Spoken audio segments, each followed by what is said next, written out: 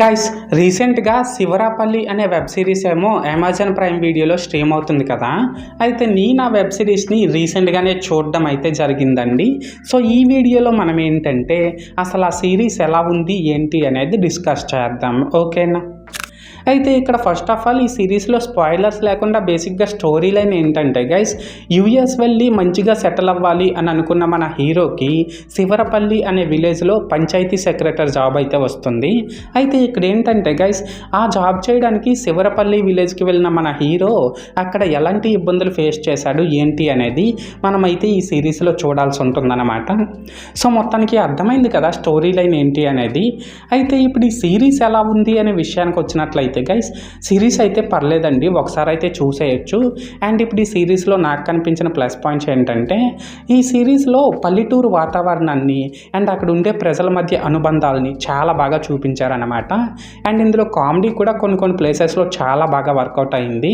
And ఇక్కడ మెయిన్గా మనం చెప్పుకోవాల్సింది ఏంటంటే గైస్, ఈ సిరీస్లో హీరో క్యారెక్టరైజేషన్ని చాలా బాగా డిజైన్ చేసుకున్నారన్నమాట. అలాగే తన పెర్ఫార్మెన్స్ కూడా బాగానే ఉంది. దీనికి తోడు ఇందులో యాక్ట్ చేసిన మిగిలిన యాక్టర్స్ అందరూ కూడా పర్లేదు, వాళ్ళ క్యారెక్టర్స్కి తగ్గట్టు వాళ్ళు బాగానే పెర్ఫార్మ్ చేశారు. లాస్ట్గా ఏంటంటే ఇందులో సినిమాటోగ్రఫీ, మ్యూజిక్, ప్రొడక్షన్ వాల్యూస్ ఇవన్నీ కూడా పర్లేదు, స్టోరీకి తగ్గట్టు డీసెంట్గానే ఉన్నాయి. అండ్ ఇందులో అడల్ట్ కంటెంట్ కూడా ఏం లేదు కాబట్టి దీన్ని ఫ్యామిలీతో కూడా ఫ్రీగానే వాచ్ చేసేయచ్చు అన్నమాట. సో మొత్తానికి ప్లస్ పాయింట్స్ విషయానికి వచ్చినట్లయితే ఇదన్నమాట మ్యాటర్. అండ్ ఇప్పుడు ఈ సిరీస్లో నాకు కనిపించిన మైనస్ పాయింట్స్ ఏంటంటే గైస్, ఈ సిరీస్లో కొన్ని ప్లేసెస్లో కామెడీ అయితే ఓకే, కానీ ఇంకొన్ని ప్లేసెస్లో కామెడీ మాత్రం అస్సలు వర్కౌట్ అవ్వలేదన్నమాట. దీనికి తోడు ఇందులో కొన్ని ప్లేసెస్లో story narration and screen play ఈ రెండు కూడా బాగా వీక్గా ఉండడం వల్ల సిరీస్ స్లోగా రన్ అవుతున్న ఫీలింగ్ అయితే మనకు కంపల్సరీగా కలుగుతుంది. అండ్ ఇక్కడ లాస్ట్గా ఏంటంటే గైస్, ఓన్లీ కామెడీ డ్రామాగానే రన్ అయ్యే ఈ సిరీస్లో ఇటువంటి ఇంట్రెస్టింగ్ ఎలిమెంట్స్ కానీ ట్విస్టులు టర్నులు కానీ లేవన్నమాట. సో వాటిని ఎక్స్పెక్ట్ చేసే వాళ్ళకి ఇది పక్కాగా డిసప్పాయింట్ చేసేస్తుందనే చెప్పాలి. సో మొత్తానికి మైనస్ పాయింట్స్ విషయానికి వచ్చినట్లయితే ఇదన్నమాట మ్యాటర్.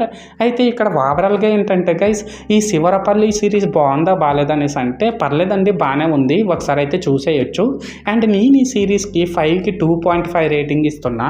సో మీరు కూడా ఒకవేళ ముందే ఈ సిరీస్ని చూసేసినట్లయితే మీరు దీనికి ఎంత రేటింగ్ ఇస్తారో అది కామెంట్ సెక్షన్లో చెప్పేయండి.